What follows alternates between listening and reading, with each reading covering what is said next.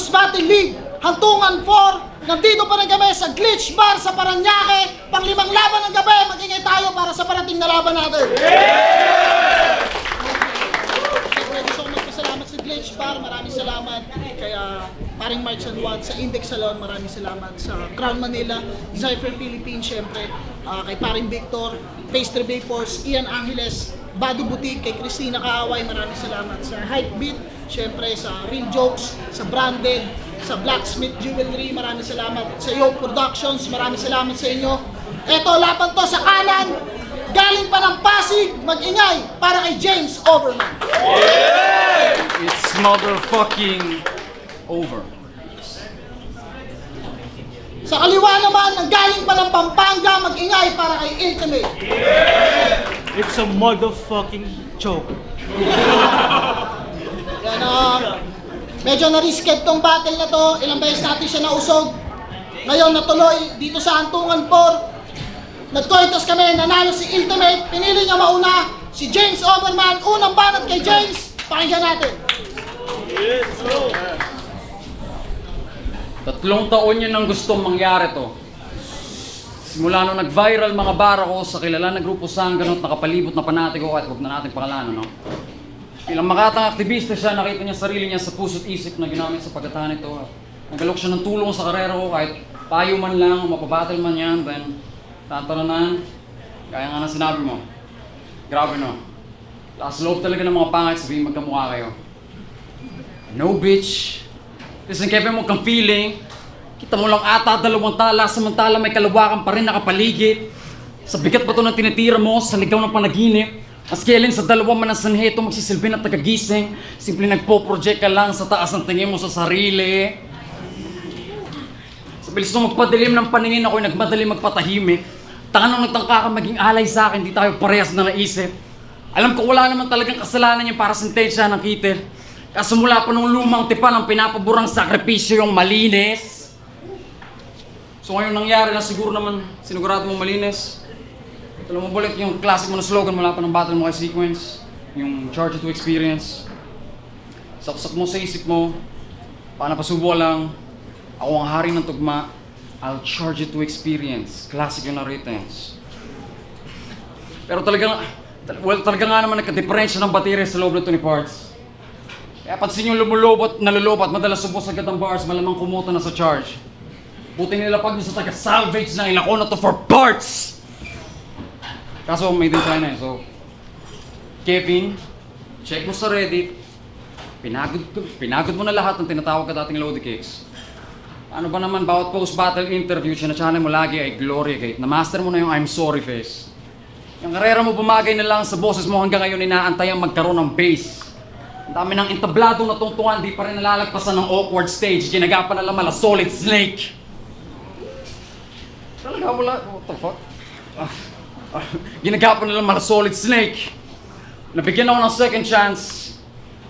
Nabigyan ka rin ng second chance. 7 times, nanggagago ka ba?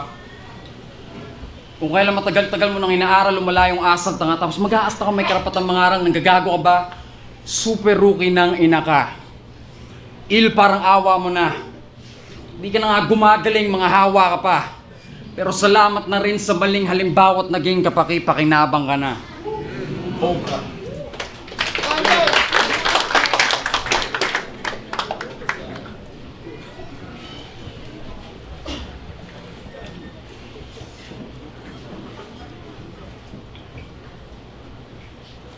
Hindi na ako magre-rebat.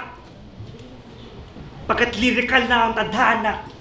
Kahit itanong mo pa sa Reddit, digital na ang karma. Kasi papasok ako sa bahay nyo. Hindi. Konyo to. Kakatok ako sa kondo nyo. Magdadabog ng todo, bro. Sabay, pulak ng lame prank. Naka-video with fake gun. Naka-tuxedo at hairbrush. Pagkasilip, I'll aim. Bang! Nang masilip mo sa pinto yung intro ni James Bond. Pagkapasok, dagok na parang si Nate Man. Sabay, family dinner.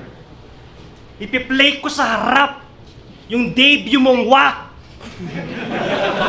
Pagkatapos nun, i-replay ko agad. Yeah, ganun ako ka-gangster sagad. Ipi-play ko sagad. Painful to watch. So painful to watch.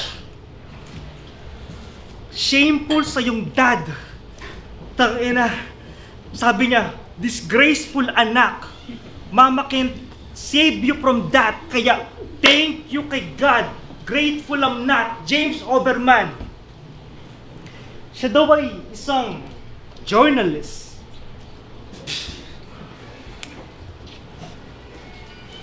Shit! Ako'y nablangko na naman! Magtawag ka na ng mga resback. Magrumadyo ka pa dyan.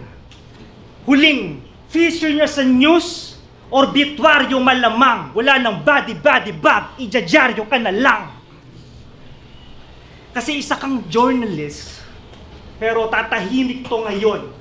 Kahit hindi ka pa lumalabas sa TV, isisilid to sa kahon. Pagkasilid ko sa kahon, itong mid-tier sa karir, tang-ina baon, na parang inampatuan ka itong medyang binaon. Medyang binaon. Balitang hip-hop mag-uulat. Ikaw yung dedo sa daan. Sa rooftop ko tinulak itong nerdong talunan. Doon ka lang naging maere. Na-gets mo na ba man? Nasa story nitong building magiging kwento ka na lang. Kwentuan na lang. Dedo malamang. Pero yung pusi 9 lives. Kaya rekta masakir. Rekta masakir. Ako yung bida sa eksena. Ikaw yung ekstrang mapapel. Ikaw yung ekstrang mapapel. Fuck. Tangina, kahit mag-rap type pagawin, kahit sa rap type to gawin, mag-sharpen pa ng pen, wala kang bilang sa letrahan kahit special character. Yeah. Kasi pagdating sa sulat, I'm on a different tier. Poknat ni G-Clown, sing-sing ni JR, sobrang weirdong schemes. Kaya bizarre imagery, don't sleep on ill. Kung ayaw nyo makakita ng fever dreams. Yeah, fever dreams. Pero mas mahirap kang intindihin.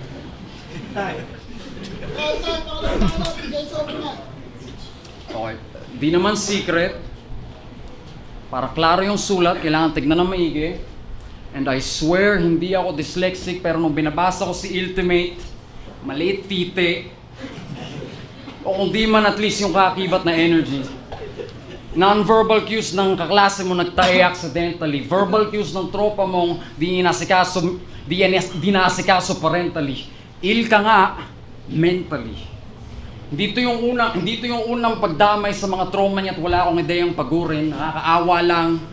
Sa dami ng bungang paraphilia ang kinakailangan ni Kevin ayusin. Ngayon isa na siya sa magte-30 ang inaantay na mag-18, si Mudeng. Ito yung Freudian hypothesis. Ito yung Freudian hypothesis. Yung tae na ito sumirit sa pantalon na para octopus, kaya ngayon may pathological jowl sa hippopotamus. Miyembro ng Porno Use Anonymous. Childhood mo na pagtripan ng Griegong Diyos na si Dionysus. Kaya talamak ang multis, ang wordplay, ang Freudian slips ng mga katahan ito ni Genius. So, yung kala Armand Castillo, maliit daw titi pero nung deep throat ko. Well, at least may rebuttal after Vitrums kahit by the book yung symptoms. Yung gwapo si Goryo, yung ako ay dream boy, yung sobrang hot ko kaya nagkakapawis ka Invictus. Lakas malingasaw ng psychosexual issues. Kailangan mo ng Jesus. Paano pag yung style tall ng yung idol nila Rocco homophobic? Tama. Sorry, meron dapat akong linyang osteoporosis kung di lang sa employment ko sa showbiz. Sobrang homophobic. Kunyari lang sinabi ko, okay? Ako lang ba? Osteoporosis! Okay, salamat sa Google search. Alam ko na social signaling lang ang aktivismo ni Ultimate. Kasi habang si Vitrum nangangarap lumipol ng landlord, si Kevin tinatrabaho pagbebenta ng real estate. Tang-inang yan. Si Boy Expropriate, boyfriend ni Mr. Mortgage Estimate. Tang-inang yan. Ultimate. Real talk. Nagpaturo ka sa akin dati kung paano mag-Bitcoin. 2021 April 8. Ano, na-check mo yung interest rate? Na-check mo yung interest rate? Oh, na-check mo yung interest rate? Nag-triple, no? Give or take, you're fucking welcome! I-admit mo na kasi ng neoliberal ka rin. Normal lang kami. Or, kunyari kami.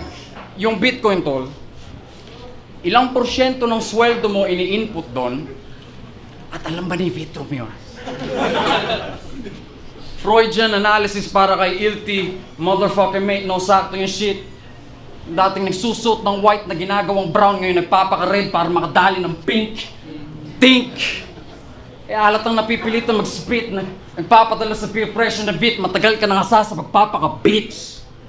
Kaya kung hindi nyo alam kung paano kami distinguish, that's how yung nerdong nagpipilit na mag-fit in, yung henyong di mapigil na mag-stand out. Over. Yo! Ako yung nagparesked ng battle, oo. Kasi hindi mo alam aking struggle, bobo. Wanted na ako, bunti na lang, alam ko yung Hesoyam sa Grand Theft Auto. At yung angulo niya na nag-stutter ako, or nag-choke ako. Tangina, oo. Fuck! Totoo nga! Kaya congrats! Lakas ng angulo niya! Pares kaming hindi makabasag pinggan. Solid pagka-weirdo. Pero ako nga yung dahilan kung bakit broken yung plot ni... No comment na ako, iho. Hindi na para magrarant. Mananatiling nonchalant. Kasi parehas kaming introvert. Pag nag-choke kami, ang tawag doon, quiet reflex. Pinapatay namin yung kalaban gamit silent treatment. Silent treatment. Sobrang lakas ng impact, sobrang deadly sa linya. Pamatay yung slip up, parang Eddie Garcia. Fucking Eddie Garcia, nag-gets mo yung linya? Kasi siya, pag siya nag-stutter o nag-slip up, sabi niya, Jesus fuck. Nakakabilib talaga. Nag-choke ka na lang, king ina ka, nag-i-English ka pa. Nag-i-English ka pa. Ngayon nahawa ko sa'yo, king ina ka. Jesus fuck.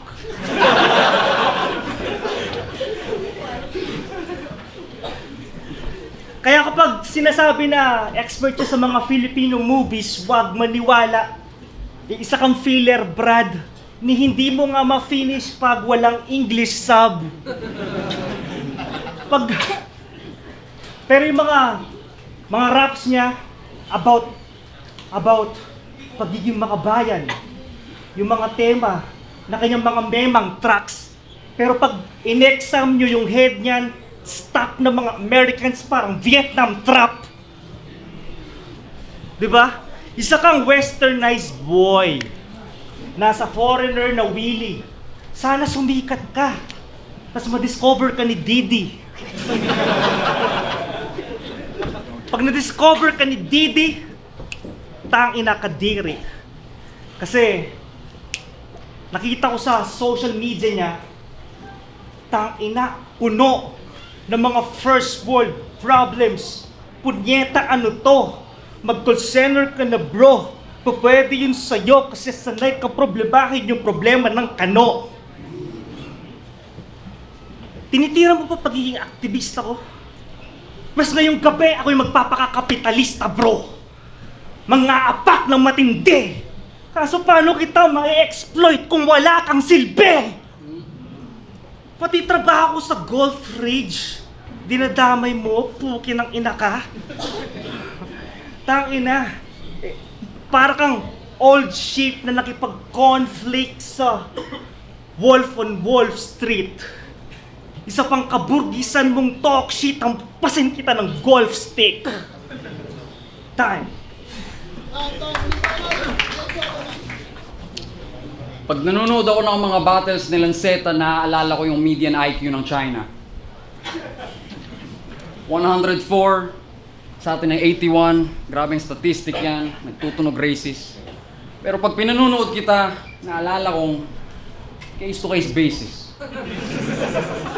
Hindi kayong matabang chinito na idolo, pero gaya mo pwede natin gayahin. Maglabas rin ng, magpakita rin dito ng lumang Lancet at magpakalalim. Yeah, yung lumang disenyo kasi draging. Kasi draging. Mga internet boys, kapot-amot ng Slim Shady rhymes. Pero di mo kaya yung triple o double time o triple o double meaning, yung di halatang tipo ng holo rhyme kasi di ko in-emphasize. Si Kevin, my holo, ringaga, fuck you.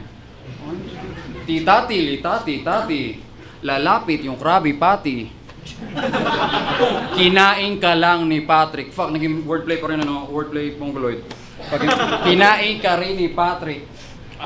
Di mo kaya maghalimaw sa kahit anong Eminem instrumental, lalong-lalo yung pabilis sa Promise yan. Pero ayos lang. Di lang ikaw yung in-check na pinagkait ng Godzilla -1.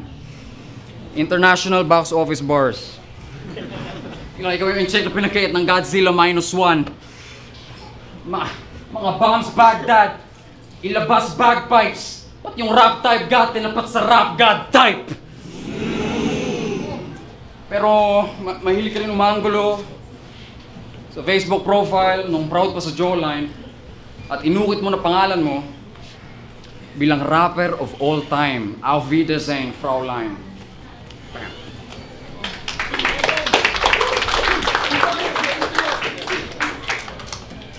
Ang bagong meta sa Motus para sa exciting battle rap, si Emzite Ibadibag.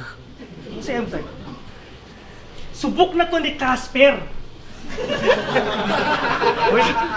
Subok na to ni Casper. Kahit ma-bad trip ka pa, ididis kita sa battle hanggang magalit ka na. May ibubunyag ako na angle. Wala nang maraming dada. Delo ko lang. Gusto lang mo yung tiyap ko, tangina ka.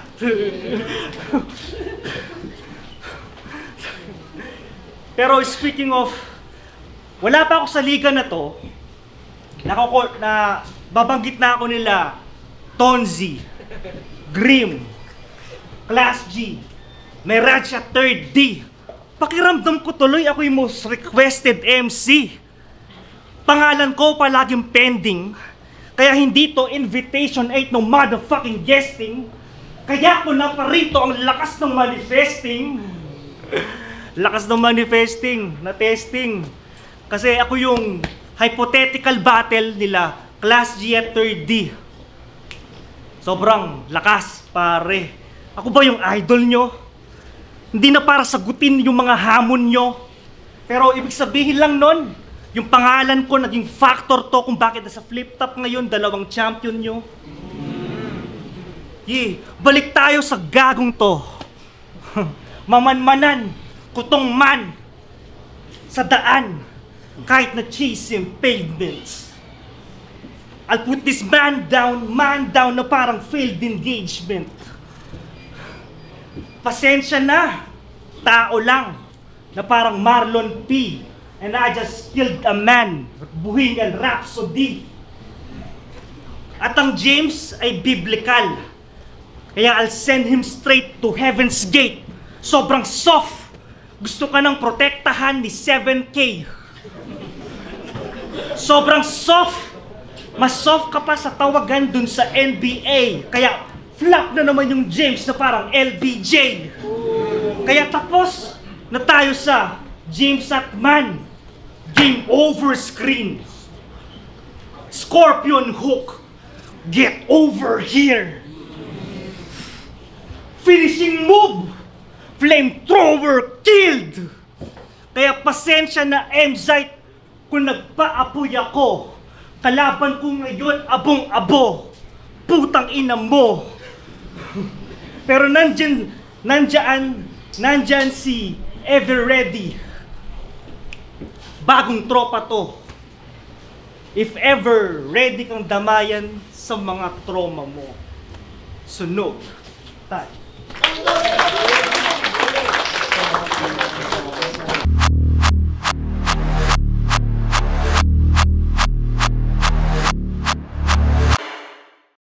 Motus Battle League, Hantungan 4. Kung nagustuhan nyo, mag-ingay pa kayo isang beses para sa laban natin. Siyempre gusto magpasalamat sa Glitch Bank. Yan, bisita lang kayo dito sa venue nila sa Index Salon. Maraming salamat kay Utol Marks and Juan. Sa mga suot ko, Crown Manila, siyempre, Hype Beat. Yan, maraming salamat. Pero ang boto ng Hurado, 3-0, mag-ingay para kay Ultimate. Shoutouts kay Glitch Bank.